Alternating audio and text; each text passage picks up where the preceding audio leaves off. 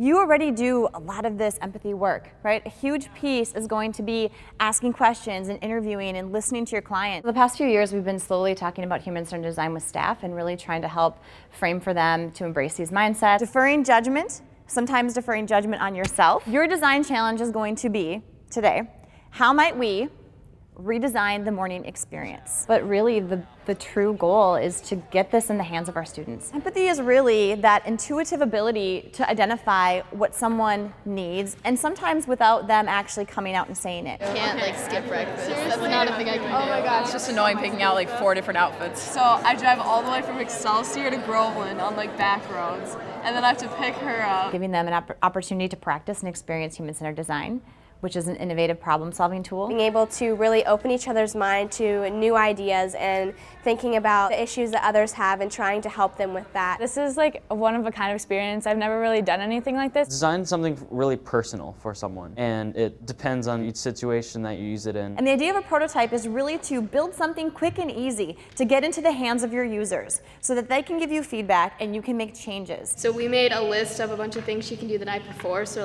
meal prepping. You would put in the temperatures outside, what the weather's like, and then it would come up with a list of clothing that you have in your closet. Katie had trouble getting out of bed in the morning, so we made a bed that ejects her out of it.